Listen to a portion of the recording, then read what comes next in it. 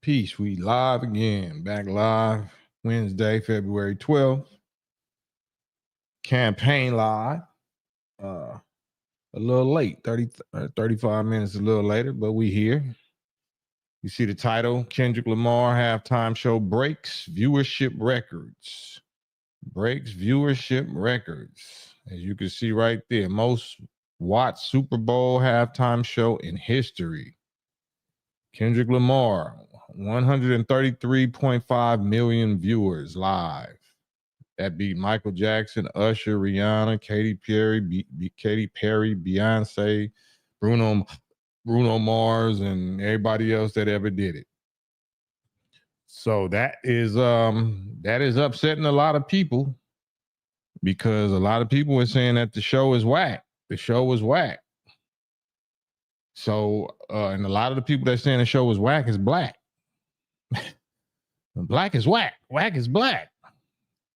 That's a conundrum. That's something. So if it got that much, if it got the all-time highest views and viewership, live viewership in history, in Super Bowl history, yet people were saying that it was whack. Was it really whack? Was it really whack? What was whack about it? Because you wanted to be entertained. The people wanted to be entertained. He didn't rap what you wanted, but he rapped what you needed. He didn't rap what you wanted to hear. He rapped what the people needed to hear, and it became the most heard live Super Bowl halftime show in the history of the Super Bowl. So, like I said earlier, whoever saying it was whack is the ones that's whack. If you black and you saying that the Super Bowl was whack, Super Bowl performance, pardon me, Kendrick's Super Bowl performance was whack, then you are clearly whack. You are clearly the HATER, because what do you think we supposed to be doing? We supposed to be dancing. We supposed to be partying. What time do you think it is? Do you think it's party time, club time, or is it revolution time? Is it war time? So clearly, anybody that said it was whack, that in my clear view and judgment, that you're whack because you still want to party. When K-Dot clearly told you that it's time to watch the party die. Party time is over. Party time is over. And that was your memo. So now if you're just going to reject that and ignore that and go looking for the party, go and look for the strippers and the strip club and the booty clapping and whatever, then that's on you. Salute. Wrench Mob God Squad in the building. Ahmad Jabril, Yusuf R-Line. I see y'all. Peace. Safi Ali, Divine Judger. Salute. Colton would say 2000. Hop on the live. You just heard what I had to say, so I'm making it immediately available. There's the StreamYard link. Now, if you're familiar with how I get down over here, excuse me. So we don't do, especially if it's me, if it's Cam, if it's the campaign show, campaign news, campaign live, anything that you see me on live. I'm not G Malone. I'm not Gangster Chronicle. I'm not No Ceilings Podcast. I'm Cam. So I don't want you to get caught up in not following my rules and be penalized to where you can't be on the channel no more. So how it works over here in these late night campaign live streets is if I'm posting something and my position is strong, this is not really entertainment. This is revolution. I'm a revolution guy, right? Even though I'm known as a rapper and whatever else, I'm serious. So whenever I post something, it's not for entertainment, even though it's entertaining. So if you go against, or you are against, or you disagree with something that I post or something that I say, then the way the rules work over here is you have 3 minutes. Because if you're typing it and and I say, okay, well, get on the live with me, and you refuse, or you got some kind of excuse, and you don't get on the live with me within 3 minutes, then you get blocked, you get booted from the whole channel. So you have to make you a whole new dummy page, whatever, to come over here, and I don't want you to have to do that. I don't want that. So that's all to try to clear out the suckers, the cowards, the trolls, the COINTELPRO. So if you're not that, then you can just hop on the live, with me and say your piece instead of typing it. Because to me, if I'm live and I'm calling for live, so this is not, like I said, this is not Gangster Chronicles. This is not No Ceilings Podcast. This is not Big Steel. This is not Doggy Diamond. Salute all the homies or whatever. Mine is really live, meaning you got to get on live with me if you got any kind of disagreement with what I'm saying or what I'm posting. So that's all I'm saying. So with that in mind, I never seen you who was that? Colton 2000. I never seen you before. Never seen you participate. I never remember seeing a comment of yours before. Excuse me, but you said garbage halftime show. No one should need a decoder ring to enjoy entertainment. So, like I said, he clearly said this is for revolution. It wasn't for necessarily entertainment. And I'm saying the same thing. So, I also shouldn't need a decoder or pull your teeth, twist your arm to hop on a live with me. So that's what I'm requiring. Cool Tan 2000. You got 3 minutes. 3 minutes. Hop on live with Brother Cam and let's talk about it.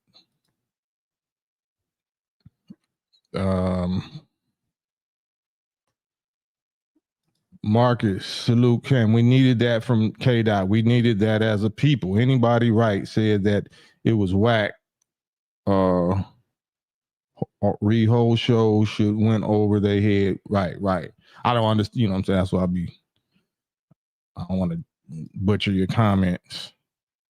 But let me go back and acknowledge my people. Yusuf Arline, salute. Of course, Ahmad Jabril, K Solo, Big Adrian X, My God Squad, Marcus, salute. George Allen, salute. Art Harris, salute. Just Misha, salute. Good to see you again. JD Step, salute, JD.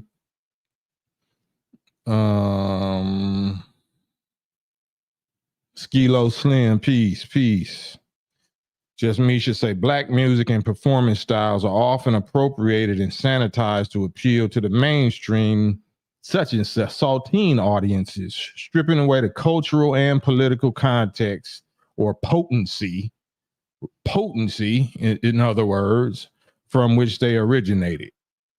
And they love to be able to do that. And we the ones that give them the green light. We the ones give them permission to water us down by talking about it wasn't entertaining enough. It was trash. It was garbage. It was whack. Yeah, that's what you would have said about Harriet Tubman and Nat Turner too. They was whack. They was garbage. They was trash.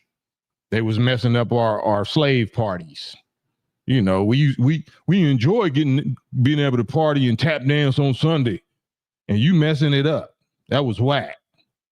There shouldn't be no decode. There shouldn't be no underground slave language, slave code language. Shouldn't be that. So that's what I say about people like that. So that's why I'm on here challenging you, calling you out, inviting you to get on the live with me. Montega, what up? Cousin Pookie on the couch. Montega said, I love how this halftime show has sparked so much controversy and has so many people offended and unsatisfied. I love it. Don't you? Man, I love it so much. And now they on Kendrick, trying to accuse him of being the one that okayed the protester, the black dude, the protester that ran out there with the Palestinian flag that had Sudan on it and Palestine or something free. So they accusing him now of Kendrick of actually giving him the green light to do that. I would have. If I was K-Dot, I would have. So it's not a bad thing. I would have did it. I would have gave him the green light to do it. But I'm not saying that's what he did. But what's wrong with that? Even if he did do it. As a matter of fact, I got a fair use little clip of that protester. I played it earlier, but we're going to play it again real quick. So let's check this out. Sudanese flags at the halftime. So your protest video holding up the Palestinian and Sudanese flags at the halftime are all over social media. Tell us a bit more about why you decided to do this. Alhamdulillah. Well, I felt I didn't have a choice because I was selected to be a part of the halftime show, and I was selected to be a part of the halftime show. So I don't know exactly what he does. He's a producer. And I already said I was supposed to get his name because he got like an Arabic name, Muslim name. And I remember what it was, but I'll put it in the description. But so what my position was, it was a great stage, a large stage. And we know as a practicing Muslim, our Prophet Muhammad teaches us, if you see a wrongdoing or you're aware of a wrongdoing, you must stop it with your hands. And if you can't stop it with your hands, stop it with your tongue, speak out against it. And if you can't stop it with your tongue, try to stop it with your heart, meaning pray about it. And we know that's the weakest of faith. So I had an opportunity on a grand scale to bring awareness or speak out against a wrong of our Muslim brothers and sisters, because we know if one part of the body is hurting, all of the body is hurting. This ummah is one body. So I didn't want to face my creator with a sign of weak faith. Man, that's beautiful. Salute to the brother. I'm going to find out what his name is again. But he's just speaking as a spiritual person, a spiritual original black man that is sensitive. That's what makes us black descendants of slaves the diamond, the jewel of human beings, because we so sensitive to other people suffering because of the suffering that we went through. And we don't do the walk by on the other side or leave you out there for dead type of activity that everybody does to us. That's because deep down in our psyche and deep down in our nature, we know we're the mother and father of all of the races. So we feel responsible. We feel the pain and the hurt. We sensitive, sympathetic, and empathetic to all the human family because we know subconsciously that we produce them all. So we look at everybody as our children. So when we see our children suffering, even if it's our little wild, rebellious stepchildren, we still see some kind of value in them that we want to go try to help them. So salute to this brother. When I knew I had an opportunity to show I didn't have weak faith. Do you have any cultural or family links to either Palestine or Sudan, or was this purely a gesture of humanity and support? No. Yeah, humanitarian. I'm a humanitarian and I'm a Muslim. So we're spiritually collected in Islam, and we're human. We're connected with empathy for humanity because we're all human beings, God's creation, and they're oppressed. And we know God answers the prayers of the oppressed. They are suffering. They're treated with injustice, and it's on a wide scale, and nobody is really giving it the light.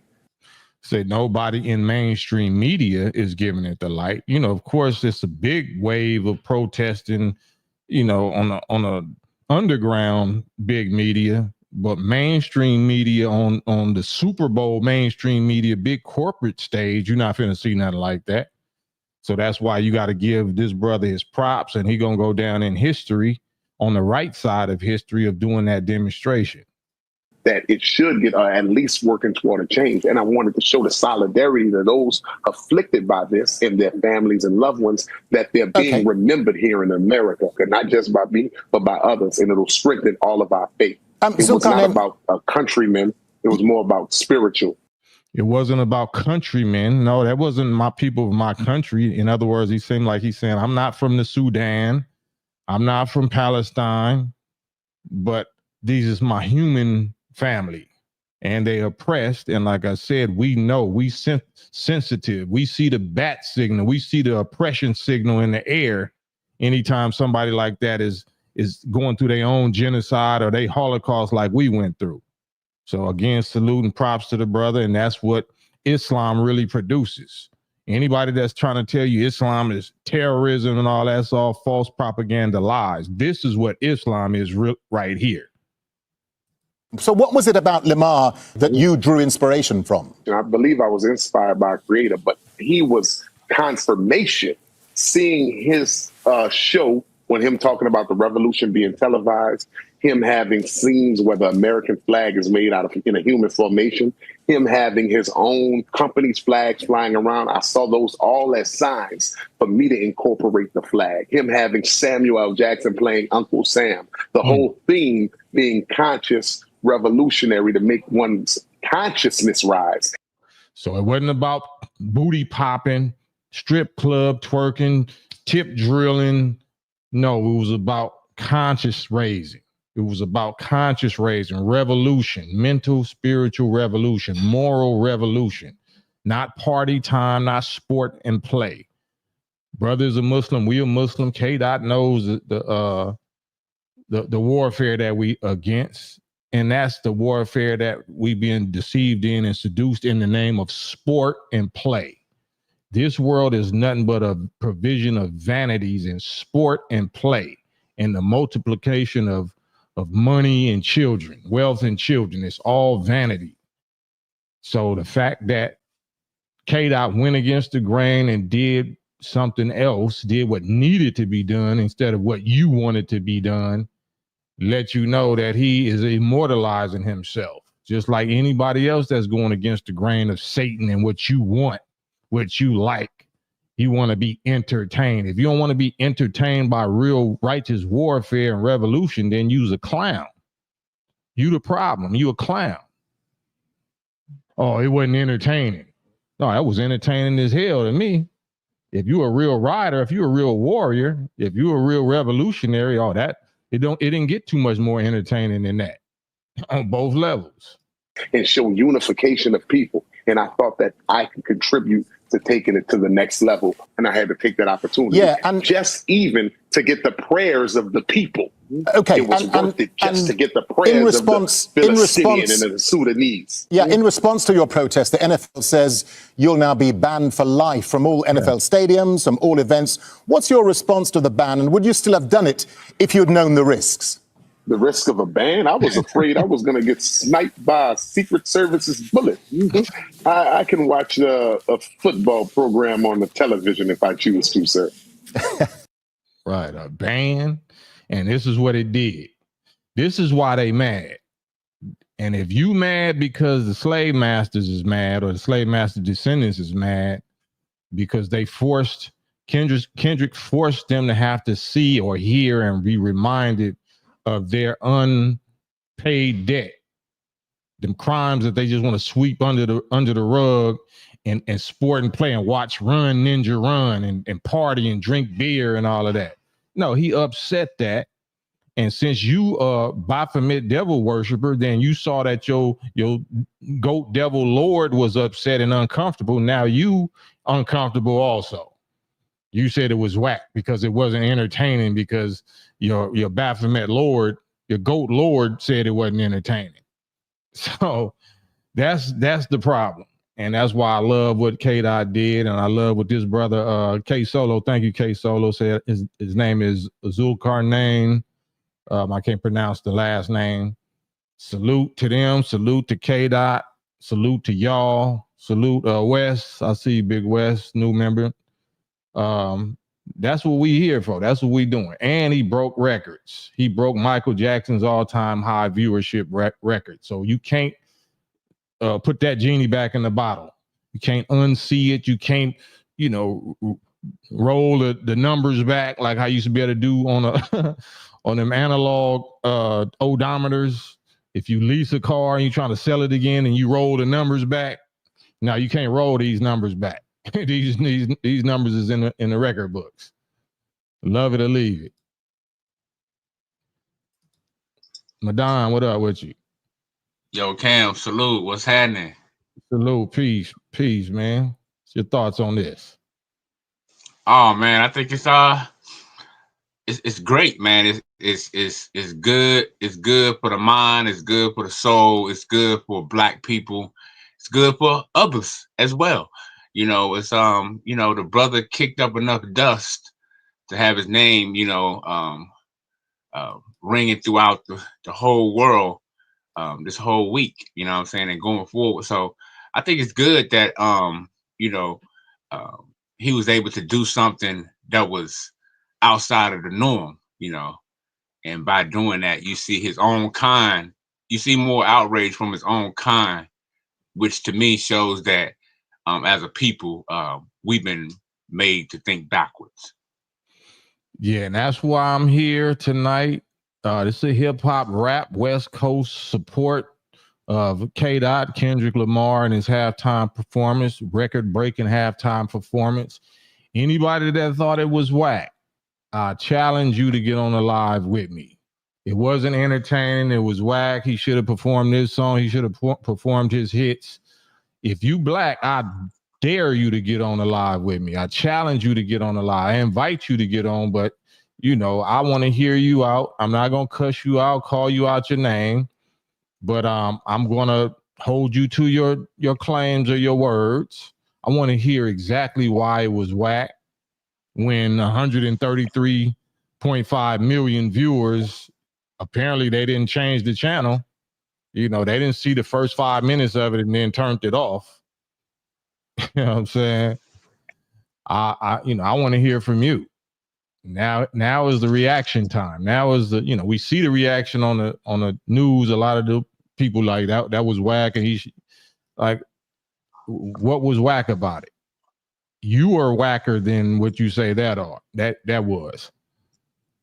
I'm kind of begging and pleading. I wish I had some money to give away for somebody that disagrees with that thought it was whack. I'm not saying that Kendrick's songs is the best songs that you ever heard, but it's a certain thing that you're supposed to do on a live stage behind enemy lines. If you behind enemy lines and you're on a live big platform stage, certain things that you're supposed to do that you wouldn't normally do, you know, on your own home turf. And he did exactly what he was supposed to do. And I think, and I hope he did give the green light to the brother that ran out there with the Palestinian flag with Sudan on it. I hope K-Dot did give him the green light. Now what? Can't unsee it. You know what I'm saying? Yeah, definitely can't unsee it. Just Misha, transformative change is not neatly packaged for television audiences. It's raw, unfiltered, uncomfortable, right? And happening beyond the sanitized confines of broadcast media. And he brought that discomfort to broadcast mainstream media, and I loved it. I love when they uncomfortable for the right reason. I love what Kanye did with George Bush Jr. during Hurricane Katrina when they was doing that live telethon with Chris Tucker and the was the dude on Austin Power or whatever that white comedian dude. He's like, George Bush don't care about our people. You know, I ain't gonna say the word, and they ain't know what to do. That's what you're supposed to do on a big stage of your oppressor. That's what you're supposed to do. You can't put that back in the bottle. You can't put that genie back in the bottle. Go off script every time. Go off script every time. Yeah, I'm gonna let you think I'm all the way with the script. I'm going off script every time. They know better than to let no NOI Muslims on there, but it's beautiful to see somebody that they thought they had under control. They thought they had an understanding and an agreement with. I really think I kind of think that I don't know. I know they had a whole lot of scouts and spies, but I tend to think that they had two different performances that they might have been rehearsing one performance for the mainstream, for the snitches and the rats, but then they were somewhere else doing the real show rehearsals. That's what I think, because that's what we used to do. If it's something that we wasn't supposed to do, and you know, then we are well, okay, this is the show tape. I'll send you the show tape, and these are the songs I'm performing on the show tape. Then when I get there, I got a whole nother tape. I'm performing the exact songs that you said I wasn't supposed to perform. So that's how we always did it. So I'm thinking K-Dot probably was on that same page. Shugel, greetings to all in the chat. Thanks for sharing. Oh man, thank you. Randall Robertson, America and Israel going to most of the world off. They've been doing that. With all the different people coming out, I thought Cam was going to step out next. right.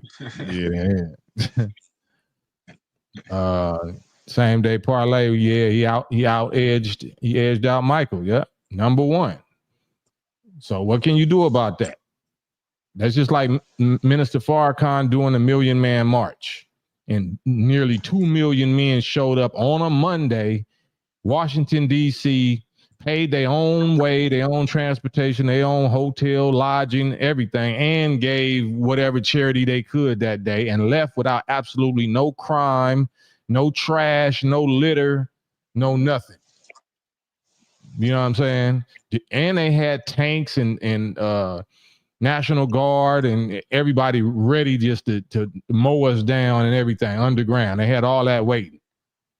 And we sprung every trap without stepping in not one of them.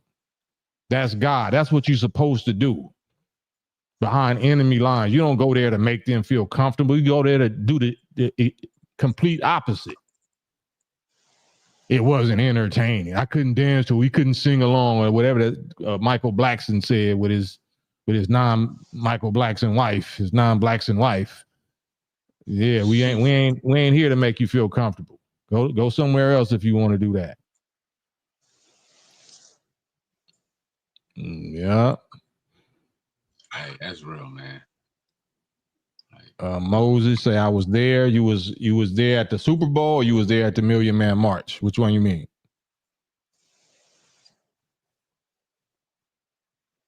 Montega, this why we can't call anyone in the industry a sellout, because we don't know what their intentions are. I don't know what you mean by that. We definitely can call people in the industry a sellout. I don't know what you mean. Big Who should have had some Compton Watts FOI drill on the stage. They damn near did. They had the brothers in there on there drilling. They had them on there marching. But yeah, that would have been. They probably wouldn't have let them perform. If they would have saw that during rehearsal, they wouldn't have let that go on. So I already know, you at least want to make it to the stage. You got some FOI out there practicing and rehearsing. You ain't making it to the stage. They gonna find a reason to shut that whole thing down. Yeah, definitely.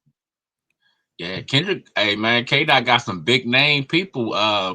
Calling. I mean, just talking bad, talking down, man. It's crazy. That's great. That's beautiful. That's drawing them out. That's smoking them out.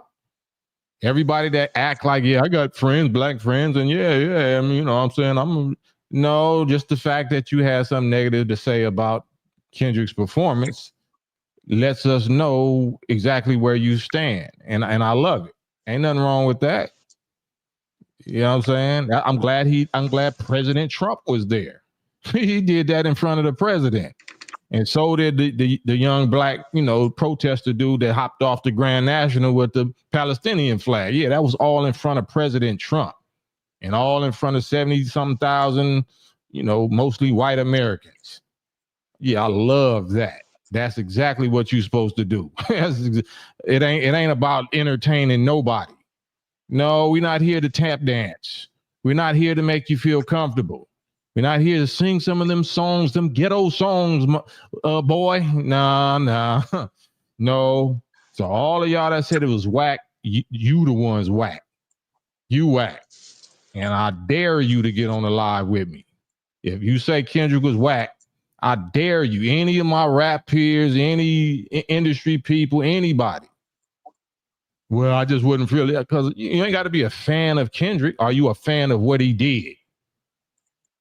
He should have said what song? Because he already said, I think, what did he come out on Dre and when Snoop and Dre or somebody before and perform We Gonna Be All Right? It seemed like he did that somewhere. It might not have been a Super Bowl, but this 2025, what's the hits? What's going on right now in 2025? This is revolution. Whatever hits or whatever was going on 10 years ago or something like that ain't what's going on today. We down to the modern times. We don't go back in the past. That's Ninja's problem. You stuck in the past. You stuck in the past. You stuck in some. That's why they always putting up throwback pictures and all of that. You know, you stuck in the past. Come to present time. This was going on in the present time. Yeah, that's 100, man. And I noticed the propaganda that black people putting out, like far as like anybody that's of the other European descent, they saying, oh, they have this MAGA attacking K-Dot. I mean, my thing is how we know them ain't Kamala people. I mean, I'm just saying. You said this. Say that again. It's a lot of people attaching anybody that's I've been seeing that's white, so to speak, that's coming out speaking against Kendrick. I see a lot of black people automatically labeling them MAGA. Yeah, right. Got you. Yeah, it don't matter though. It don't matter who it is. I don't care. Like, you know, it's they the same. If you against Dot, that's just like somebody say you against Farrakhan. If you against the Farrakhan, I don't care if you Democrat or Republic. That don't matter. I don't care you black or white. You in the same category to me. And this is the same principle. I don't care who they supposed to be. Are they trying to say that it's political, is MAGA, or is whatever? Like whoever you are, you the op, whoever you are. I'm here to clown you. I'm here to air you out. You won't never step your face or voice on no live conversation with me about it. Whoever you are. That's what I'm calling for right here. I'm calling out anybody that, you know, that publicly wants to say or wanted to say that Kendrick performance was whack and you black. You black. I don't even expect, of course it was whack to to the slave master descendants. Yeah, it's supposed to be. Everything that Nat Turner and Harriet Tubman did was whack to the slave masters and to the little ninjas, you know, house ninjas. Yeah, that was super whack. You was making trouble. You was troublemakers. That's all I rock with is troublemakers. I don't like people that ain't troublemakers. But Stephen Bender said DJ Mustard confirmed that K-Dot went off script a couple of times. Oh, man, that's beautiful. Beautiful. Yeah, they not like us. Divine Judger, yeah, they singing that, but they not like us. If you thought Kendrick's show was whack and you didn't understand what he was doing, you definitely not like us. Yeah, you need to go on and re-sign up with Drake fan, be a Drake fan. Go renew your Drake fan pass. You ain't with us. Shit. All right. You know what I'm saying? Solomon Kane bringing out Serena was the icing on the cake. Yeah, they going at anything. They saying Serena should be ashamed of herself because her sister fell victim, you know, lost her life to gang violence, and she out there sea walking as though that's what it means. That just goofballs that don't know nothing about Compton, LA, politics, gang banging, what the culture of sea walking or Paru walking. Like it's just ridiculous. That's how you know you a goofy hater. A goofy hater, the real weirdo whack people. You know what I'm saying? You the real whack one because you coming with any kind of excuse when that's a demonstration of black unity. Even though she got a white husband and children or whatever, she got white weaves and they talking about her hair is light and all of that. I mean, her face skin, lightening cream or whatever, but she found a way to come together with her black brother, young brother from Compton, doing some black revolutionary stuff in front of the president and in front of the whole world to the tune of 133.5 million viewers at one time. So, hey, they didn't let her twerk. She wasn't out there twerking. Her husband was on her head like that's unprofessional, that's unclassy or whatever. Her white husband couldn't control her. But K-Dot didn't let her be out there twerking. She wasn't out there twerking. As far as I saw, she was hood walking, sea walking, or whatever that was she was doing. She wasn't twerking. No twerking allowed. I didn't see none. Yeah. Right. That's a fact. Christopher Kendrick learned from Nas. What did he learn from Nas? I don't understand that. Why single out Nas? Salute to Nas. Nas learned from me. Now what? We learn from each other. I don't understand that. I don't understand that one. Yeah. You see, I'm just on offense mode. I'm just waiting for it. No disrespect. You might have meant something totally innocent, but once I get in my mode, I'm mowing down everything. All right. Christopher said Nas is a student of history, and that is important to share in the work of rap. Well, why are you saying he got it from Nas? Why ain't get it from somebody on the West Coast? Why ain't get it from me? Do you know how many of your East Coast idols is influenced by Brother Cam and West Coast idols? I don't know why you just picked that one out. I mean, salute to Nas, you know what I'm saying? Salute Nas, but I'm not understanding your comment. Why would he have to go across the United States? I thought you were saying like Nas did something like that on the Super Bowl before, and he patterned himself after Nas' Super Bowl show, but you just saying that. Like, nah, that ain't enough, bruh. That ain't gonna get it. Rob K-Dot. Yeah, it's kind of seemed like having I haven't seen an East Coast rapper host the Super Bowl, and maybe they feeling a little some type of way. I don't know. I could be wrong. Hey man, yeah, welcome to hop on the live though and break it down. I'm not sure, I don't want to read too deep into nothing, but why disrespect? Why look over all of the rappers between Los Angeles and reach all the way over 3,000 miles and pull Nas out the hat. You know what I'm saying? No disrespect to Nas, but when it come down to it, it's revolution business. I don't care who rapping about what. Who the real revolutionaries out here repping this thing in the streets for real every day, not behind a microphone or a booth. K-Dot really was in the streets. He wasn't banged out like that, but I know K-Dot. I know his black consciousness, his activism, his movement. That's why he was on Pac. He wasn't on Nas. He was on Pac. He's telling you, he's doing skits. Pac influenced me. What are you talking about, Nas? You know what I'm saying? And so, yeah, and come on, man. Don't get me started, but I'm already started. So no disrespect to Nas. I love Nas. But Nas ain't got the track record that we got as far as banging and going to war against the beast. I'm a FOI, 35-year vet, FOI, soldier, warrior for Farrakhan and the NOI, the most feared and hated so-called anti-such and such group in the history of the United Snakes of America. Don't bring no other rappers up to me.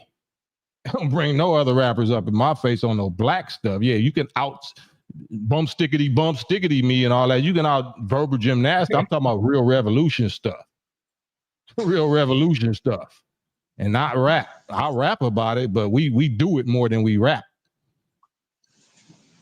So yeah, I'm the Johnny Cochran for K-Dot and for Ye, the best part of what Ye doing. All the other stuff I can't defend Ye, but Ye going at the enemy, I can defend him. I'm Johnny Cochran for that too. Yeah. So ain't no difference. But if you want it, whoever want it, they can get it. Whoever want it, they can get it. I'll still rap, but that, that's funny. That's just, that's desperate. Like me going out and doing some rap beefs against another black man at this point, at 55 years old. Now I ain't really gonna be doing that. I write some funny, I diss on some funny business, but there ain't no serious. We in the streets on real warfare against the real beast. We preparing for the, for the enemy to really come against the nation. So I don't worry about no rapping. Rap.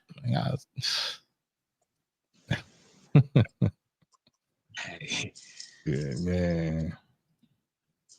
Just Misha, when someone doesn't understand another culture and then seeks to pick it apart or criticize it based on their own cultural norms, it typically is typically operating from an ethnocentric and biased perspective. Yeah, that's our people though. And a lot of times, the only thing our people respect is beef or a good little squabble. So them is the hits that I was looking to hear. Squabble up, you know what I'm saying? Black Panther, that's crazy. Black people my people is crazy, man.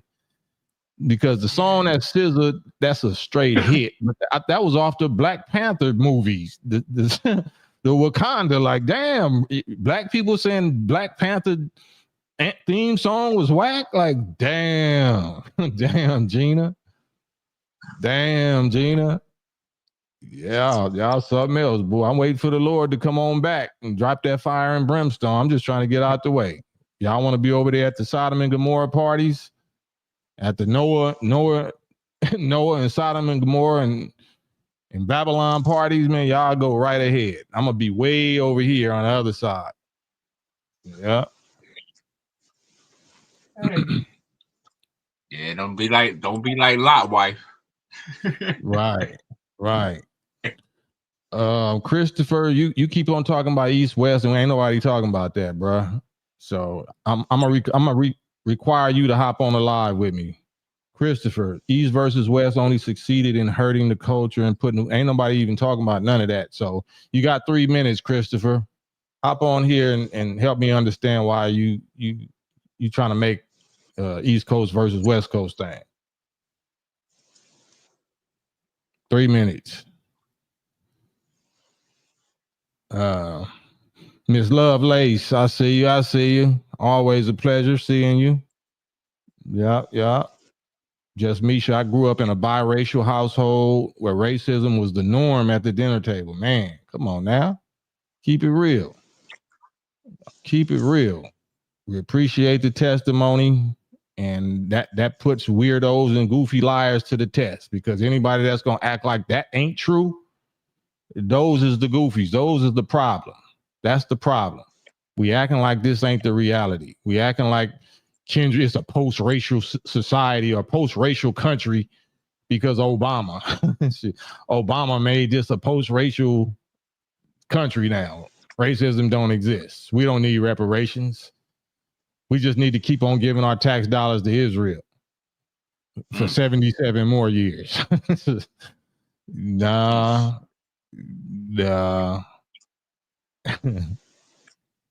Hey, that's real, man. Because I remember seeing something where it came out where it said George Bush told Barack Obama, "Hey, do something for your people, man, while you're in office."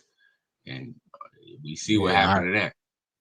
Yeah, that's pure speculation, gossip. Who know? We have no way of verifying that, and I definitely don't believe that.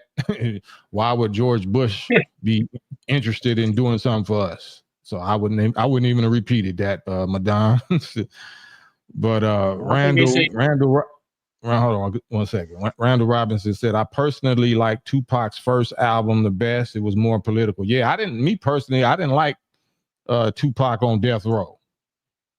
I like Tupac when he was black conscious. Brenda's Got a Baby, when he was loving black women, keep your head up and all that. Once you got on Death Row and started trying to get banged out and talking about hit him up and my fofo, make sure your such and such don't grow and all, I wasn't with none of that.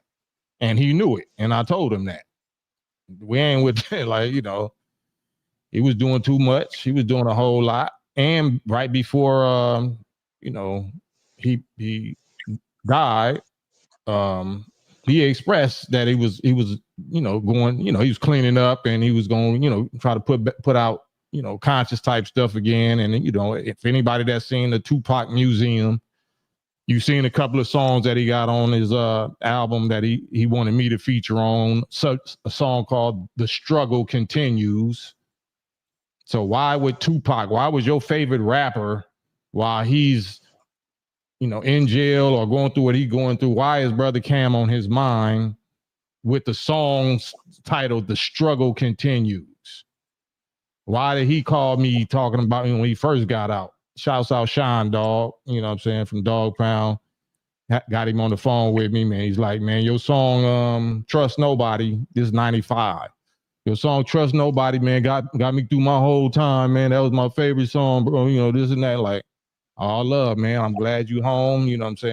Let's do something. Yeah, I knew we wasn't really gonna be able to do nothing when he was over there because I couldn't rock with who he was rocking with at the time. We didn't have no beef. It's just I was FOI and I was pushing. It's like the movie The Mac.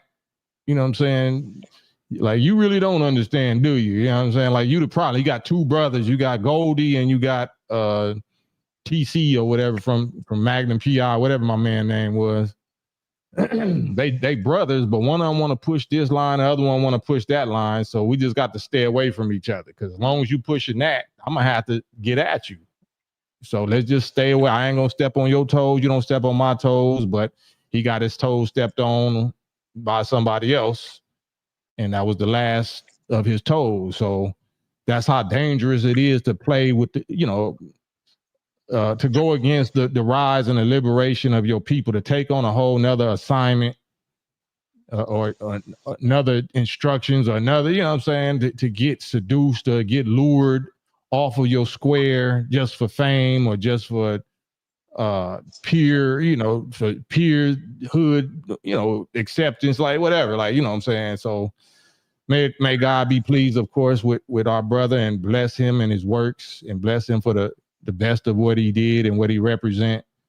But y'all can't tell me nothing about none of this. It's a whole bunch of stories and a whole bunch of stuff that I'll never speak on and I got to take to my grave. But y'all, not y'all, but because y'all ain't against me and ops or whatever. But same with Cube, same with Snoop, Dre, Ren, Easy, Quick, all of them.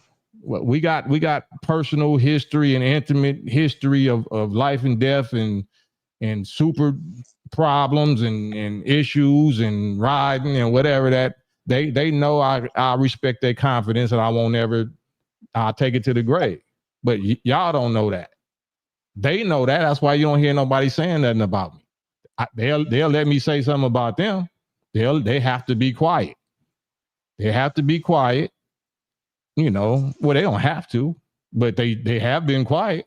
You've been seeing me talk about whoever I'm talking about without biting my tongue, without stuttering. They don't say nothing back.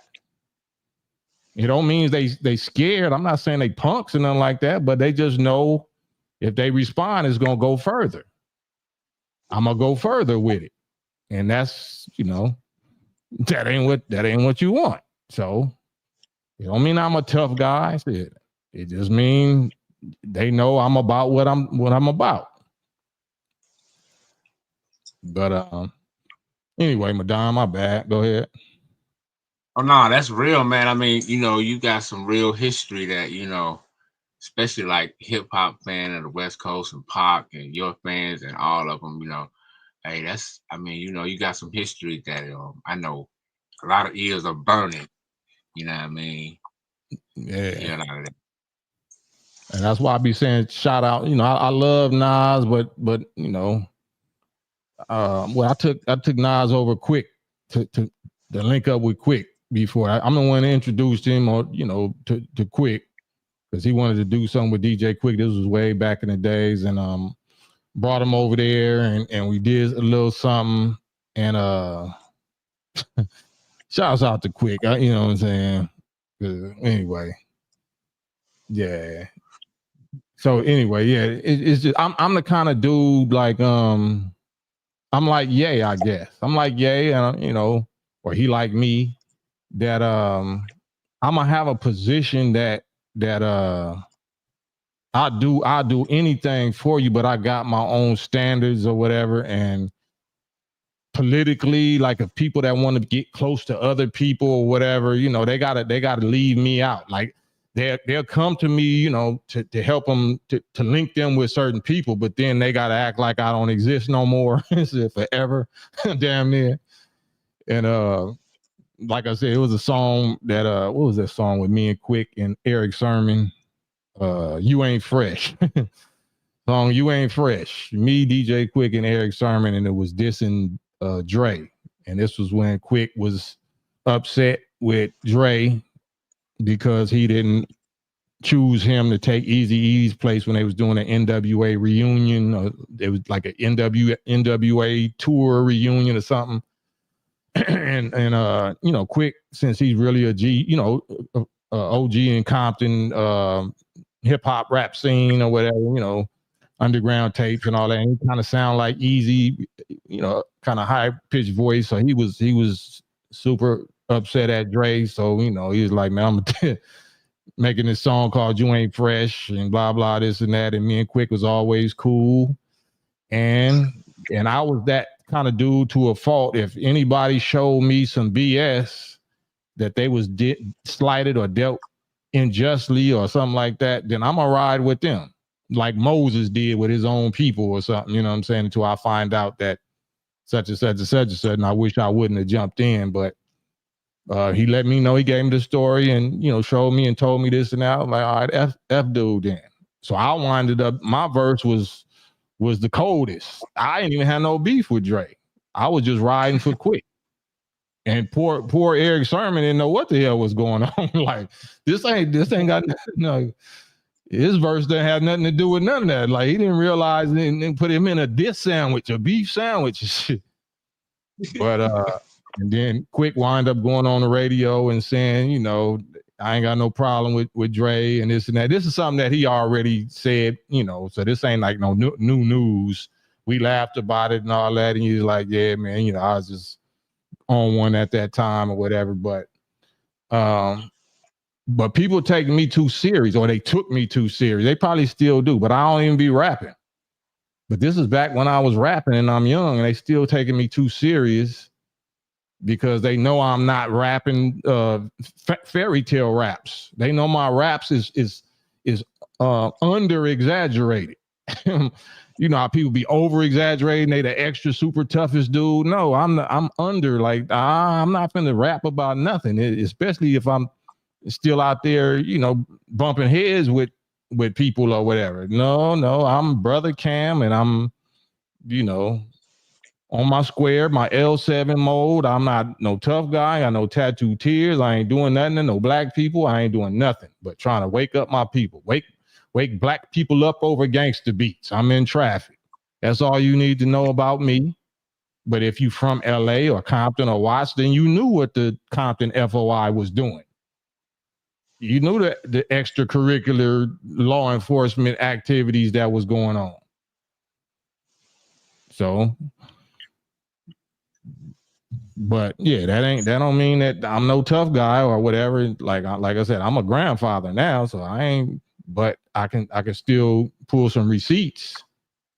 I still, you know, I'm still young. I'm at my fight weight. I still can get it in. But I don't want to do that with my own people. That's reserved for the real enemy. I don't want to get physical with my own people. That's supposed to be reserved. You stay in shape for the real enemy. No, that's all this is. But I know I'm ranting, but I'll be using you for that, Madon. So thank you for, you know, letting me talk all over you. Hey, nah, man, you dropping history, man, and dropping facts that, you know, like, you know, people like me who, you know, and other people, you know what I mean, that we got big respect for you. So it's like a side of Cam that we don't hear, you know what I'm saying? So, hey, man, it's always good to hear info and have insight on different stuff, man, that you got, you know. And I know you, like you said, you can't tell us everything, but those things that you do reveal, it's priceless. Man, what I can say is God. You don't, whatever God you believe in, but my God you know, in the person of Master Fard Muhammad and in the person of Master Mahdi Elijah Muhammad. That's who put me on my post. They assigned me this post in this position and sent me into this field to be a witness and a messenger and a warner, you know, a helper of Minister Farrakhan to everybody in my region, which is West Coast rap.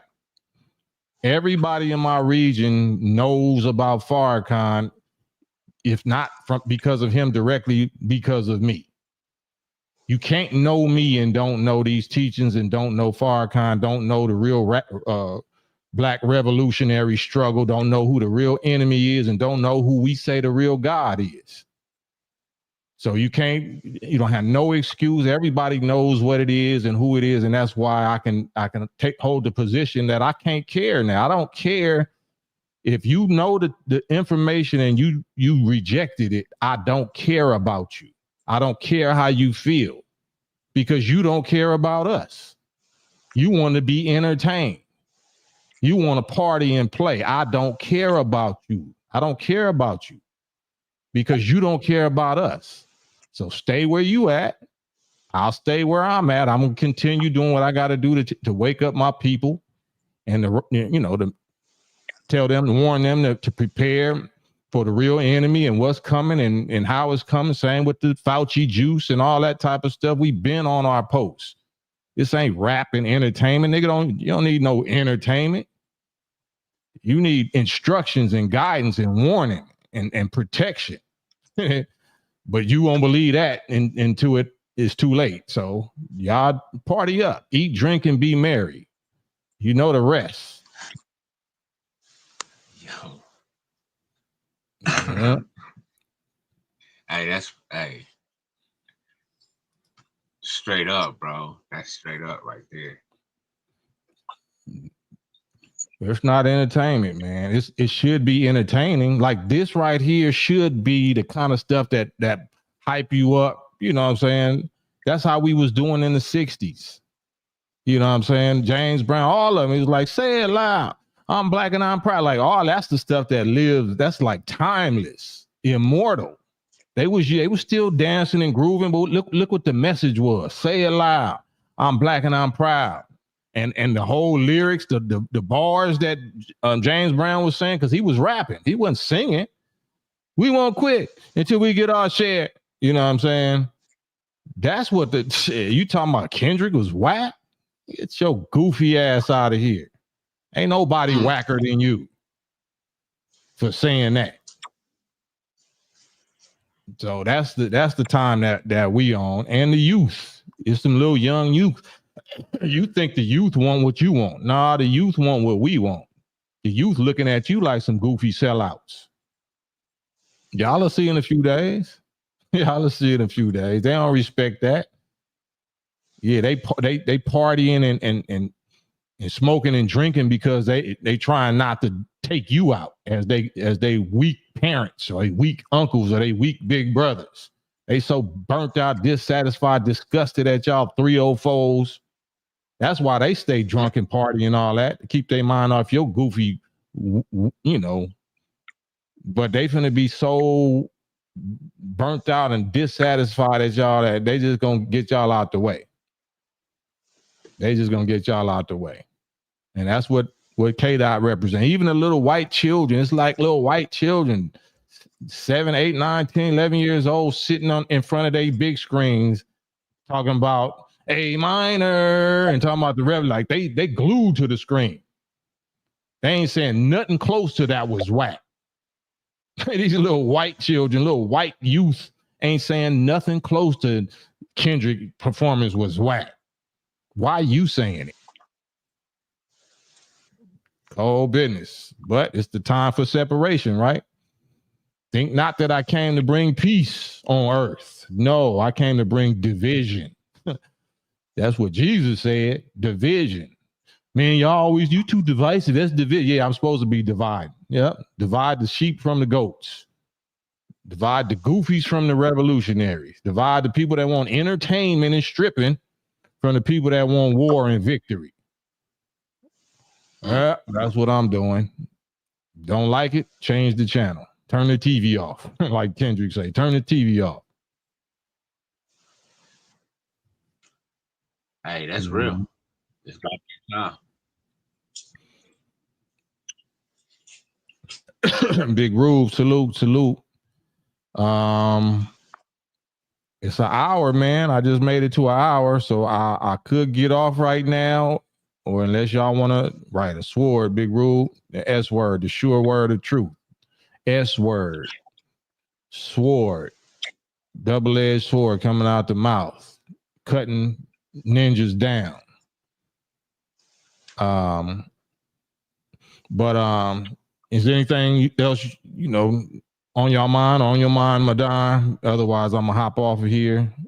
But I'll wait for 2 or 3 more minutes and see if anybody want me to talk about something. Y'all can ask me something in the comments, and if I can answer it, I will. If not, I'll pass. No doubt. Well, I would just say, man, pretty much like you said, just to sum it up, those that coming out and saying it was whack and it was this and it was that, I think you're right. We got to look at it as they're exposing themselves. They showing which side they on. They showing how they, this is what they think about you, and at the same time, because like you said, man, like what's the real reason? Like it's to me, it's deeper than just, oh, it was whack. Nah, it's something more deeply rooted, you know what I'm saying, within the psyche, in my humble opinion. No, I agree. I 100% agree. I think it got to do with a guilty conscience. I think they're guilty. I think that they know that they compromised and sold out, or sold their soul, or sold a percentage of themselves, and they want to be surrounded with people that did the same thing, so they don't feel bad. If they see people that stand up and didn't sell they soul, or they manhood, or sell their people out, then they feel angry and uncomfortable. You know what I'm saying? They feel guilty. They feel like people see me, and we do see you, but we see you even more when you open your mouth, because a hit dog holler. If you didn't say that, if you wasn't hollering, then maybe you might be getting away with it. But your conscience won't let you be quiet. Your conscience, your guilty conscience, make you have to holler. That was whack. That was whack. Oh, okay, that's projection. You talking to the mirror. You talking to the mirror. Talking to what you did. Yeah, that's real, man. You know what I mean? Because like here it is, a young black male, you know what I mean, from the area and the situation we know, being a descendant of slaves, come from this point. Now he's at the Super Bowl, and he ain't talking about sliding and all this other stuff, that he'll be talking about. It's more of it's a conscious message, man. And we know how that conscious message they always want to suppress that. You know what I'm saying? Like, nah, let's push that out. And I'm glad, like, if he did go off script, big ups to the brother. Yeah. Man, Bella Burrows. Man, say that again. I can't repeat it, but yeah, say that again. Rube said, I listened to the halftime protester that I just played. He didn't feel right to me. I understand what you're saying, because we know that, but it's just like Ye, like Candace Owens, like Trump, like Tucker Carlson. It's a lot of things, of course, that don't feel right. You know what I'm saying? If you're not with this, you already know where I could go with that. It's a lot that I could say, and it's not because I'm biased. It's because I could prove it. I can prove it. I can prove anybody that's supposed to be black and represent the struggle of black people in America that claim to be Muslim. If you're not with Farrakhan, right? If you have any kind of negative things to say or negative actions that keeps you away from standing with Farrakhan, then yeah, something is already feeling fishy. Who woke you up? Everybody can wake up and say, like bro said, Nas did this and Nas did. No, Nas didn't do that. No, whoever your, imam or whoever, like he didn't wake himself up. Black people didn't wake themselves up, especially black Muslims in America. You didn't do that on your own. Who did that? Who are we all products of their who's the father of our black spiritual awakening, our black spiritual and mental resurrection? Who is it? Is it Marcus Garvey? Is it Noble Jew Ali? Is it Deuce Muhammad? Deuce Ali? Like, so we know what it is. I'm just not necessarily trying to go there. But you saying I'm thinking in terms of security, that flag could have been a weapon. I mean, that's possible. That's possible. But that's COINTELPRO is alive and well. If Trump can get dead the way he did, then anybody can get dead. It's like Godfather 2. If there's nothing else we've learned from history is that anybody can be killed, right? Anybody can get hit. So even if it's somebody too familiar with, right? That's what Judas is. Judas wasn't a stranger. Judas was a day one. He got flipped. Anybody can get turned without you knowing it. So me personally, I just, I thought you was talking about something else, Rube. But yeah, I already, I don't put nothing past nobody. Everybody is, everybody is potentially or whatever. You know what I'm saying? Without a doubt. Right. Carlos Cochran said Malcolm used to be a pimp. You know what I'm saying? So it's what I know about rehearsals and performances. You rehearse. If somebody sent you, then you're gonna try to do whatever you're gonna do, but somebody got their eyes on you, and if not, the Lord got their eyes on you. So that's what it's gonna come down to. That's why we got to represent God. We got to represent, something spiritual, not political. We're not black nationalists. No, the Nation of Islam means the nation of God. It's theology.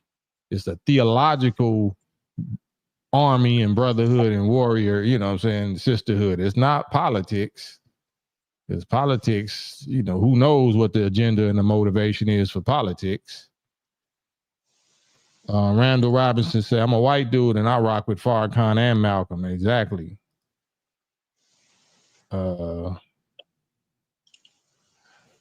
Yeah, no doubt.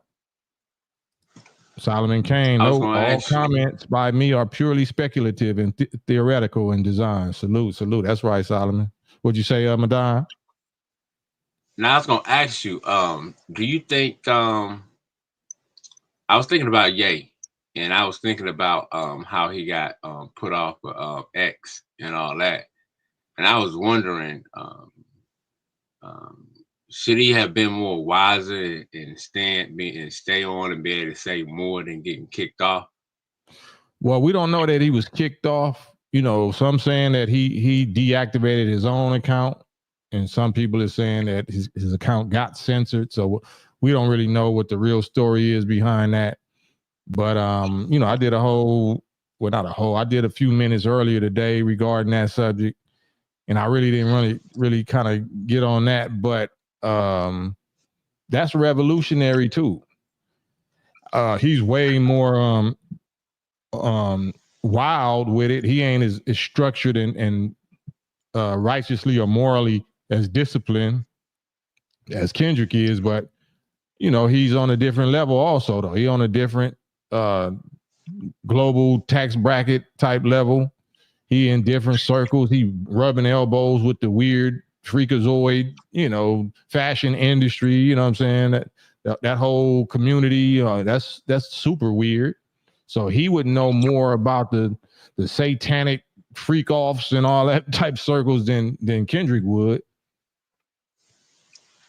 Yeah, that's true. But I guess I was thinking more like, I was wondering like how would he get his message out now? Would he just use his clothing since they kind of like, ostracizing him, or You know, What message would he be trying to get out that he didn't just say he got out? Yeah, that's why I was wondering that he was saying, hey, pretty much like Russell Simmons, thank y'all for coming out. God bless you. Good night. Maybe he just said all he had to say. It was like, okay, I got out what I wanted to say, so I ain't got to say nothing else. I was wondering, did he do that type of, you know what I'm saying? Was it right? I guess. Huh? Now I was saying, did he do his exodus? You know what I'm saying? Well, I think that was, he said, I can die tonight, and it's worth it. Like he literally said after the third day that I said everything on my chest that I always wanted to say.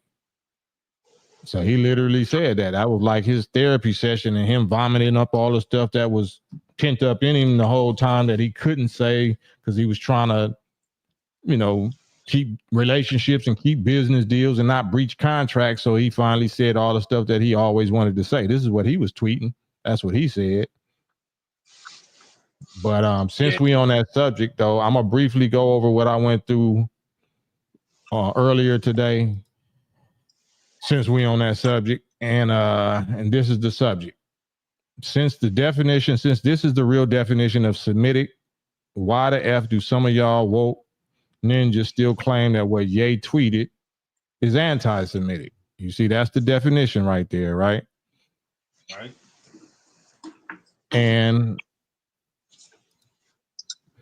this man right here, if any of y'all don't know Operation Paperclip from the United States government, Operation Paperclip, that was implemented by President Harry S. Truman. This is the same president who in 1945, right after Hitler, this is the president that was in power when Hitler got defeated, right? This is the president also that was in power that put together, that put his muscle and his influence and his pressure with his brothers in the United Nations with the Balfour Declaration, and he's the one that pushed through the state of Israel, got the state of Israel established even before it was all ironed out. In 1945, he started doing it, and in 1946, they had already migrated the first 100,000 white Ashkenazi victims of German Jewish Holocaust victims to Palestine. They had already started gangstering Palestinian land away from the indigenous or the natives or the more lately natives of Palestine. He did that in 1945. Also, at the same time, when Hitler had just got defeated, this was Hitler's one of his number one top military scientists, Nazis. This is Hitler's top Nazis, astrophysicists and aerospace scientists that was, responsible for designing they rockets and they missiles and all of the, weapons of war. Some say he was even behind their knowledge of, their UFO back engineering program. This man right here. So instead of him being tried with and put in front of a firing squad or hung like they did Saddam Hussein, like America made sure Saddam Hussein got did, they did Operation Paperclip, and they recruited him and 1,500 more Hitler's top Nazi generals and scientists to become American citizens and give them all new identities and put them on top of America's industry and corporate and technological departments in the United States government. Right? So this man right here is the one that made sure that happened. While they wasn't giving us no reparations or nothing, they was inviting at least 1,500 of them in, giving them whole new identities. And he was carving out a whole separate state and territory that they named Israel, that they took from the Palestinians, all while ignoring Black people and still stepping on us and bleeding us dry. But they call Kanye anti-Semitic, anti-Semite. What exactly was America and Project Paperclip if it wasn't anti-Semitic? Especially, I think Harry Truman was Jewish. Harry Truman himself is Jewish. He playing both sides. He's carving out a whole separate state and territory, or using that tragedy of Hitler. He's supporting Hitler's top men and bringing them into America and making them citizens, and giving them new disguised identities and putting them on top of American industry so they can live out the rest of their life in luxury, and their children can be citizens here and enjoy generational wealth for the rest of their lives because of the patents and the aerospace, technological advancements and stuff that he was able to develop over here. So they all able to ball out and live better than niggas ever was able to live in 400 years. And that's thanks to this president. But this president doesn't get accused of being anti-Semitic or whatever Ye said. Whatever you think Ye said, that Hitler was fresh and I'm a Nazi and I love the Nazi. I got a little swastika shirt and all of that. Well, this dude right here in America proved that Hitler was way fresher to them. They loved Hitler and Hitler's top Nazi soldiers way more than Ye did. Right? So why is TMZ and CNN and everybody using their media power to demonize Ye when the top president, it just ain't him. He's the one that started it. Every president after him supports and supported these Nazis, these top Nazis who did this 6 million Jew Holocaust. None of them got called anti-Semitic. None of them got firing squads. None of them got executed. They got rewarded and promoted, and whole new separate states and territories got carved out for them. But Ye can't say he thinks that Nazis is fresh. He can't make no swastikas. Like these niggas made the whole American industry. But Ye can't get no t-shirt. He can't make a t-shirt. You know what I'm saying? He can't say I don't trust them. I gave an example earlier, just like Malcolm gave an example. Like if I was bit by snakes my whole life and I lost generations of loved ones by snakes, why would I trust a snake?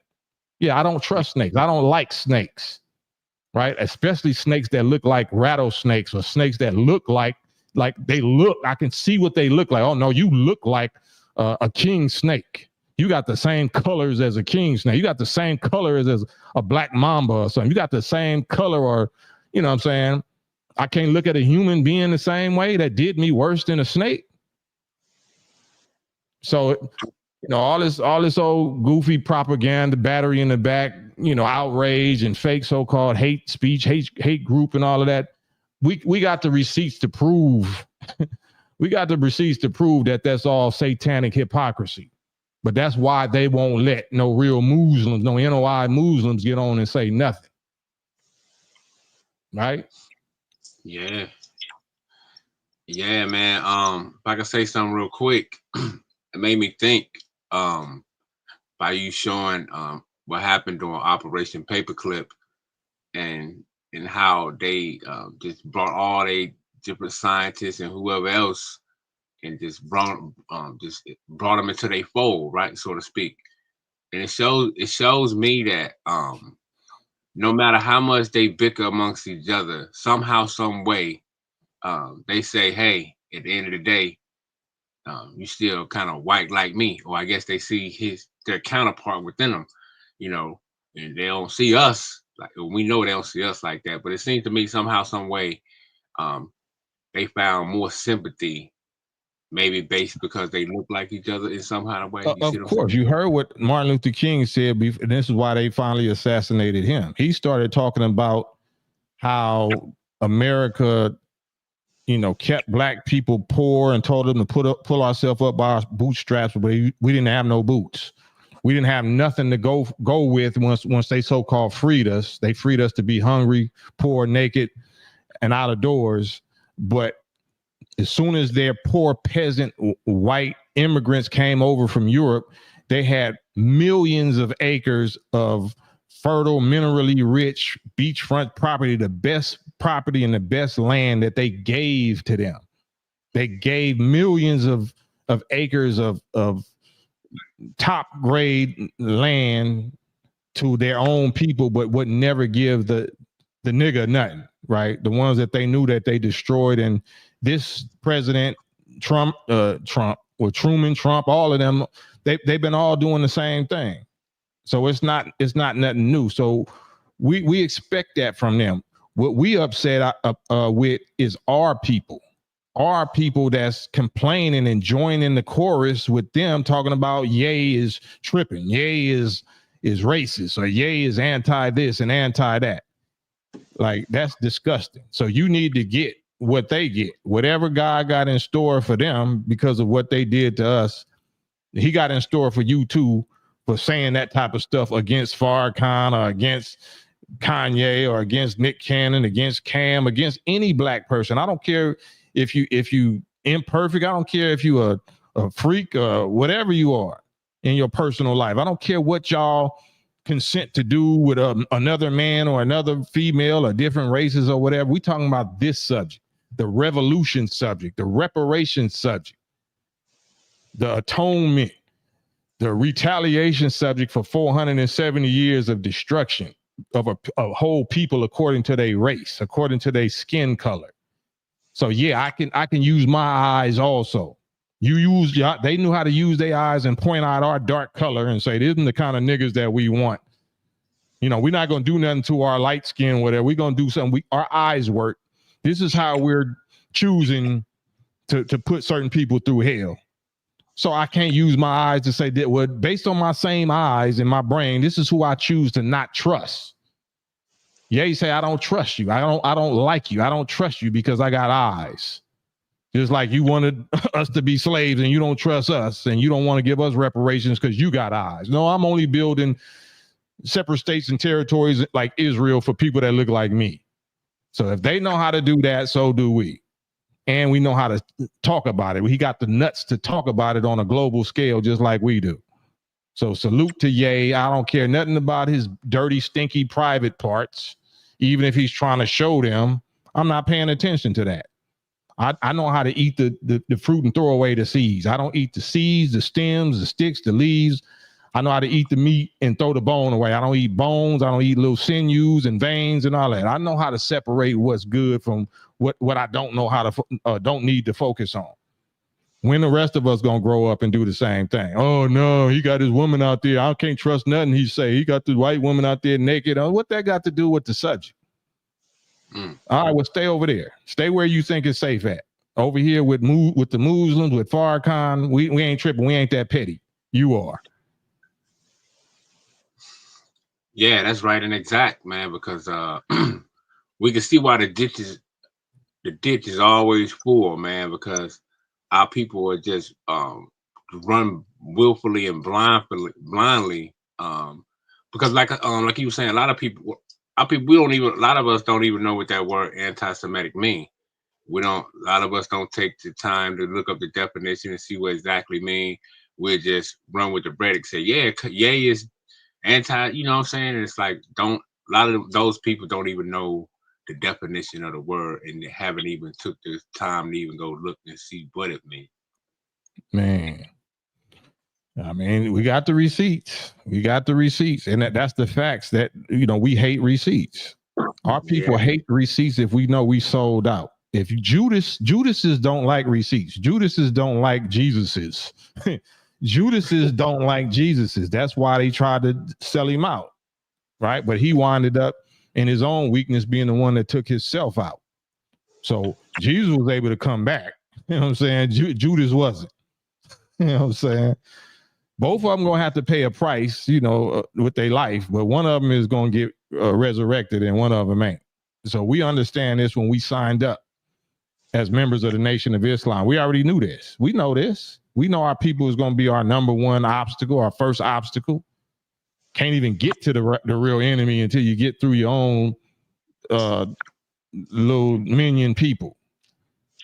So that's the Bible say, turn the other cheek and forgive. And if they steal from you, give them your coat and your jacket. That's talking about your own people. That's not talking about the slave master, the real enemy. That's talking about your own people. Forgive them because they know not what they do. Nah, them Romans and them Sadducees knew exactly what the hell they was doing. He wasn't talking about them. He wasn't saying, Father, forgive the Romans. Father, forgive the Sadducees and the scribes and the Pharisees. No, that ain't who he was talking about. And that ain't who I'm talking about. I ain't forgiving none of them. Exactly. Yeah. Oh man, I guess I got 5 more minutes, man. So anything y'all want to talk about, I wish I could read the chat. If y'all want to get on the link on the live, y'all can hop on here and say whatever y'all ever. Oh, my bad. That's the Cash App. That wasn't what I was. I just already had that in my copy and paste. Hold on, invite, because I do want to hear from y'all. I don't argue with chats though. If anybody's disagreeing, anything I said, you have to say it like a man on the live. Otherwise, I can't acknowledge any of that.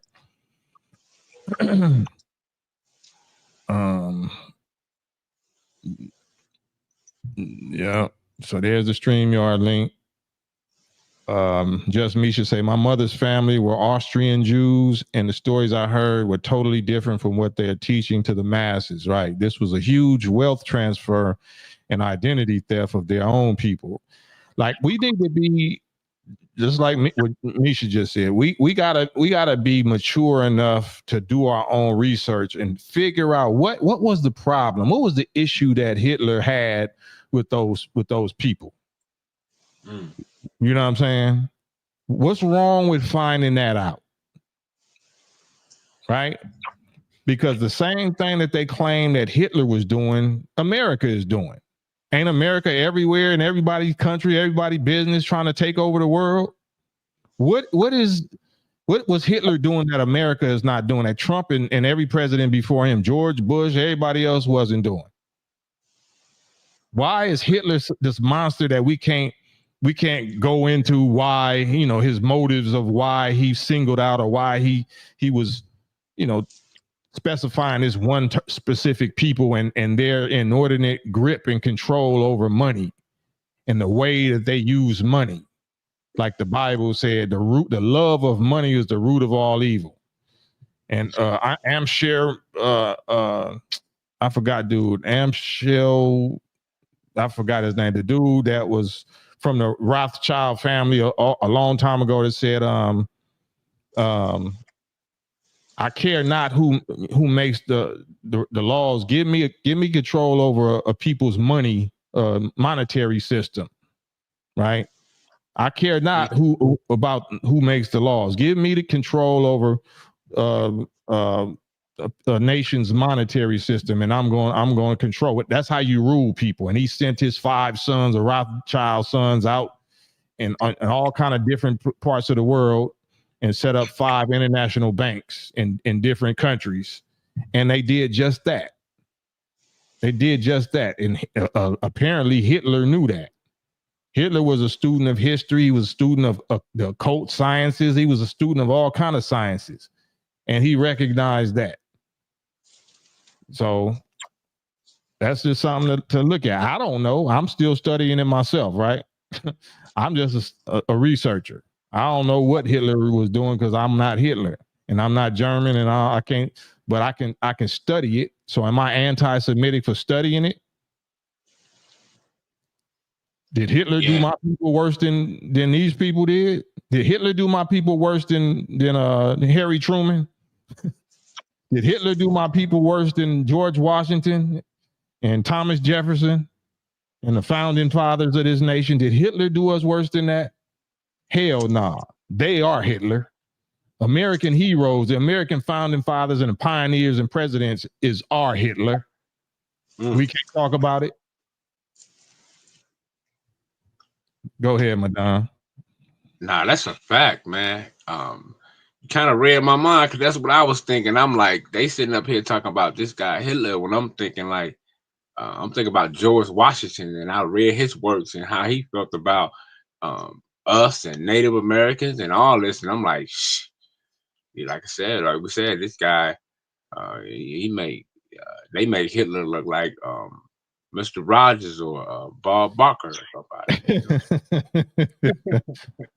Right. So I personally, man, I'm not yay, but I understand more than y'all think. The Nation of Islam, y'all see me post this before. Nation of Islam had an agreement and an alliance with the American Nazi Party, with what's his name, George Lincoln Rockwell, the founder of the American Nazi Party.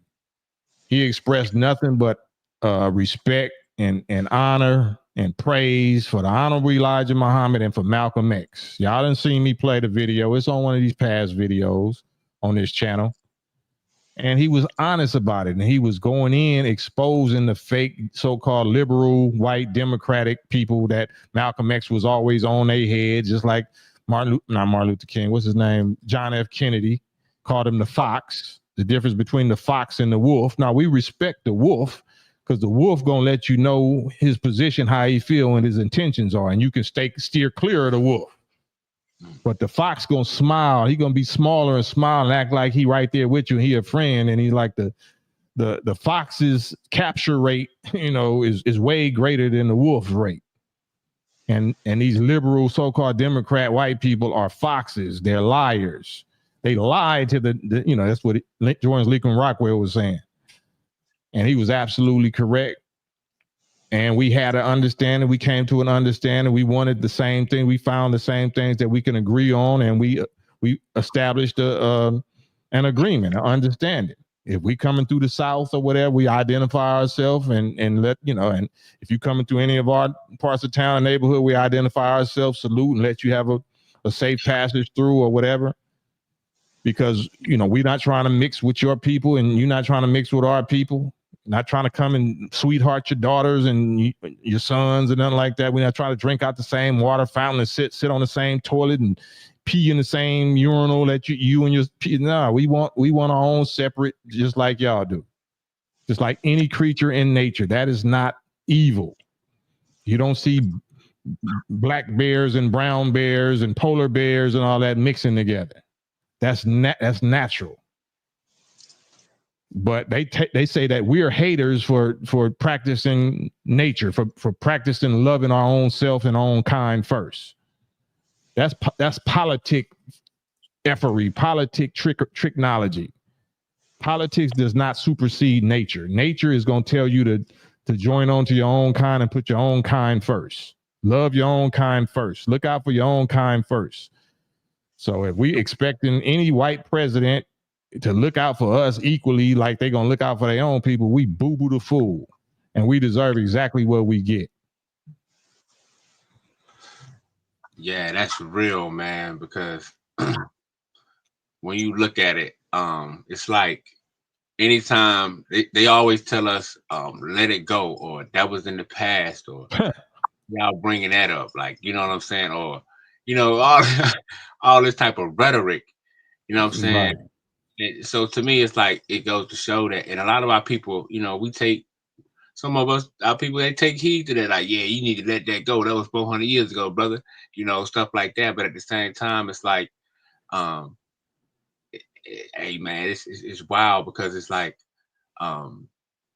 they want us to forget about who we are and what we can stand up for and be pretty much, I guess, stay subordinate.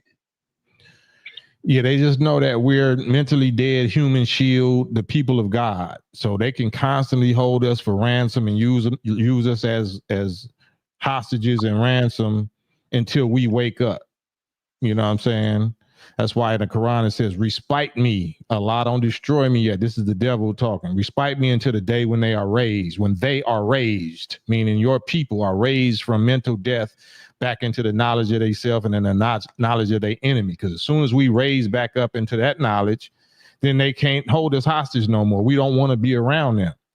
We don't want to be nowhere close to them because we know lightning is finna strike. You know what I'm saying? Lightning is gonna strike. The only reason why lightning ain't struck you is because we with you.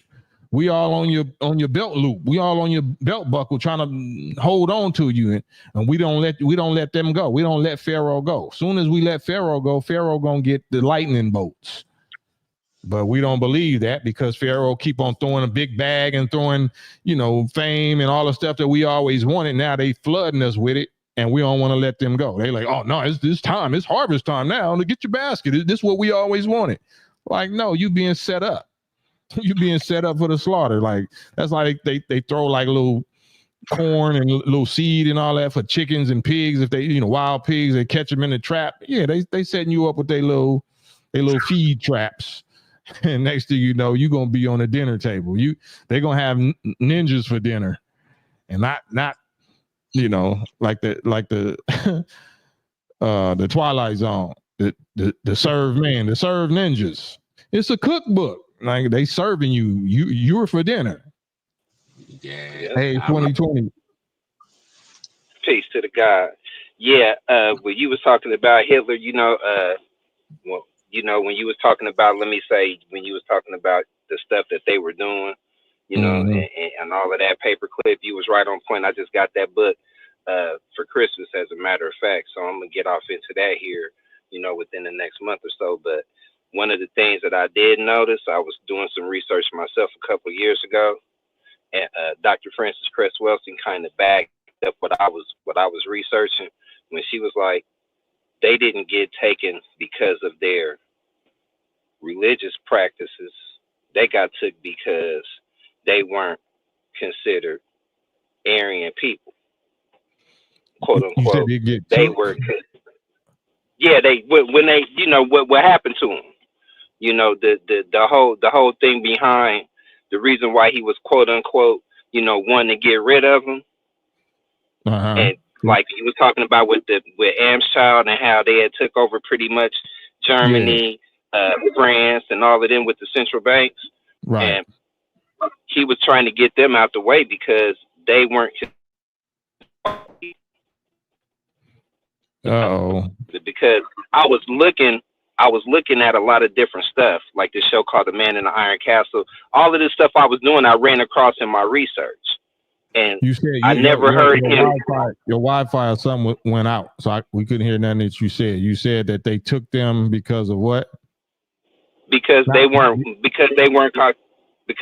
Caucasian. They weren't white people. What did he think they were? I mean, he was trying to create a master race. No. See what I'm saying? People. Listen to what I'm saying. So you saying you're saying that you read that Hitler said that they were something else other than white? Yes, sir. What are the Ashkenazis other than white? Some of them were considered people of color, according to him. I'm just saying according to him, what he was saying. But that's according to him. According to what book that you read? Well, you heard of Dr. Frances Cress Welsing, right? May Allah be pleased with her. Yeah. Right. She went over to Germany. So she said Ashkenazis was something other than white. Yeah, they were biracial. So you believe that? People. You believe that? Some of them with the dark hair and the dark. Name me. Oh, let's go to the top one. Is Netanyahu biracial? As of right now, I wouldn't say that. No, not right now. He don't look like that. As of right now, like earlier in his life, he was like. Well, I don't understand what you mean. No, not him earlier in his life. I'm talking about the generations that he was running into. When he took over Germany and when he took over everything. I said Netanyahu. I didn't say Hitler. I said Netanyahu. Bibi Netanyahu. That's the prime minister of Israel. Is he biracial? Right. That I don't know. I couldn't say that. This was just something that I ran across. I just wanted to share. Like a point. You gotta be careful of what you repeat, bro. You gotta be careful of what you repeat, and we always, of course, supposed to be careful of what we run across, but we don't repeat everything we run across. because you got eyes and you can easily research. You can go right now to anywhere that and see, is it legal to perform a DNA test in the state of Israel? Are you familiar with that? No, I heard it wasn't. Right. From what I heard. So did I. So why would it be illegal? You know, why would that be forbidden in your opinion? Somebody trying to hide something, in my opinion. Do you think they're trying to hide that they biracial, or you just think they're just trying to hide that they're not biracial, that they don't have no connection with original Black Jews? You got a point there, brother. Definitely got a point there. Yeah, I ain't trying to have a point. I'm just trying to make you think. No. I'm understanding what you're saying. Yeah, I really wouldn't know. That's something that, you know, I had to dig some more off into. Yeah, I can definitely understand that. Yes, sir.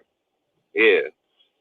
You know, I'm never, you know, it's always, you know, about being right and exact. So, you know, the part of the deception is they want us to think that there's something different. They want us to think that they are different. They want to say we suffer because of our race. They're the ones telling you that Jewishness is a race, when we know Jewishness is a faith. That's something you converted to. Ashkenazis are converts to the faith. That's not a race. Yeah. Those are white people. Those are Aryan, Caucasian white people that say they converted to the faith of Judaism, to the natural faith that we practice genetically, our nature. They converted to that. So they don't want no traces or no DNA reports. They don't want that. That's how they do. That's how they get behind. They use their money and influence and they technology, they behavioral science to find out and attach themselves to the real people of God who they know is suffering, and they know that they had a hand in engineering that suffering of us. And then they say that we're going to sponsor your Black organizations. We're going to sponsor SNCC and CORE and NAACP and the Congressional Black Caucus. We're going to do that because we're brothers in the struggle. No, yeah, they did that. Absolutely. Architects. You're the architects of our struggle. You know what I'm saying? Wow. Yeah, that's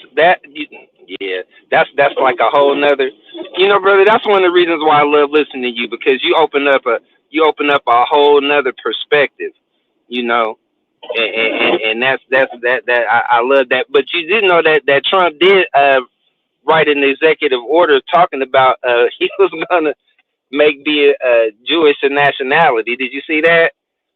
He said what now? He was gonna make being Jewish a nationality, like a race, just like you said. Right. Yeah. So now, just like he's saying he's gonna take Jerusalem like the lessons. Yeah. So now anti-Semitism all over the place is going to be illegal as far as he's concerned, because that's going to be racism, according to him. Well, yeah, that was funny. I just posted the ultimate anti-Semitic act, which is the Operation Paperclip. Operation Paperclip, combined with establishing the state of Israel by President Harry S. Truman, that's the ultimate anti-Semitism. If you're Jewish, and instead of executing the murderers of your people to the tune of 6 million, if 6 million of them got murdered by high scientists like Wernher von Braun and 1,500 other ones, why they ain't face firing squads? If you Jewish, Harry S. Truman, why did you scout them and invite them and embrace them and give them whole new identities in America and put them on the top of American industry in science and technology instead of executing their ass? Who's the real anti-Semite? Yep. He had to have some type of connection with him. He had to have some type of affinity for him to even do anything like that. You're right. Yeah. Yeah, so I'm gonna get off. If Kanye is talking about Hitler was fresh, and I like Hitler, you didn't like Hitler more than Harry S. Truman liked Hitler and every president after him. Yeah, good point. Yes, sir. Yes, sir. That's something to think about. All right, brother. Well, right on. I appreciate your time. You Man. know, I'm gonna go ahead on and get off here. I'm in this ice right now on the way to the house, so trying to be careful. But salute, brother. Man. You keep doing what you're doing. Yes, sir. Yes, sir, big bro. Love you, bro. Peace. Be safe. Sir. I love you too. Love you too, bro. I sure. Thank you. All right, peace. Madon, okay, you finally got the last word. No doubt, Cam, man. I'm still up in the building. Yeah, man. Just bringing everything full circle, man. To me, it goes to show, as a people, you know, to be in this condition and to be in this position, we have to be made to think backwards and not according to nature, like you was talking about. You know, we can see that we still don't want to let Pharaoh go. You know, when I hear a lot of these people come out saying, oh, well, you know, Trump, he letting this go and he getting rid of this and he getting rid of that. You know, to me, all these are signs of not wanting to let Pharaoh go, so to speak, you know. So that's what I agree with that. And that's because it's the end. We at the end. And they trying all they can to keep us lured in, keep us locked in with them so that we can be the human shields. The longer that they stay connected to, they can trick us to be connected to them, the longer that they get to live, that they think. But now the grace is over, and you know, the God, the real, true, and living God is destroying them, whether we connected to him or not. So if we connected to him, we just got to go out with them. So Dawn, peace. Dawn said, I'm into it with my son history teacher for trying to train him to feel sorry for small caps by reading the diary of Anne Frank. I told him my son already knows the truth, so he ain't doing no assignment. Yeah, ain't nobody crying for us. Anne Frank and them got a whole separate state and territory called Israel. They can, you know, that they can go to. We ain't got nothing. We still paying taxes. Our taxes is paying the reparations for Israel right now. So 1,000% with y'all. And this is just a history lesson. This is why it's revolution. It's not entertainment. If you're a revolutionary, then revolutionary content is entertainment. That is your entertainment. You love revolutionary warfare type content and talk and songs and performances.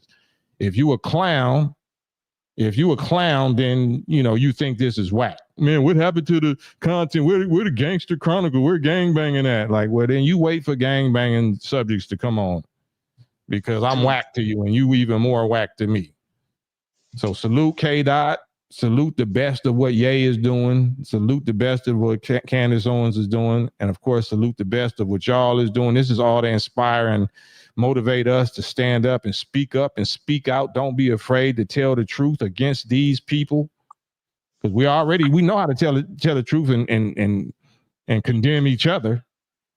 Use that same energy to call out these people that you scared to call out. If you can't keep it balanced and even, like especially if you black and descendants of slaves and you never got no reparations, you still struggling for justice and jobs and health and all this kind of stuff they done violated you in, and you still willing to talk more bad against your own people than you willing to talk against them, you the problem. You're the problem. So become the solution. Stop being the problem. Repent, change, do something different, try something different, because what you've been doing ain't working. This is what works. That's why K-Dot is at the top of his game by doing this. That's why Kanye is at the top of his game doing this. You talking about they tripping, they crazy, they this. No, they more paid and independent and famous than they ever was. You know what I'm saying? Can y'all not see that this is the successful route? They're more successful doing this than y'all and all of y'all put together doing it the other way. Can y'all not see that? But hey, my job is just to put it out there. And on that note, my business manager is here to let y'all know the instructions. hit that like button, hit that subscribe button, hit that notification bell. So when you do a new upload or a new live, you always get notified. I always get notified. Hit the really hit the notification button though, y'all. Yeah, Because, like I see you on the other side of the screen. It's unlike. yeah, I see it. Y'all didn't push it. Y'all didn't put that like button. Y'all don't like me. Y'all don't like us. Y'all not like us. Nah, I know y'all do, man. I appreciate y'all staying on the live with us this long. And God willing, tomorrow we back at it. Thursday on Campaign Lives. And till then, Madon, we outro. Peace and blessings. Peace. Yeah.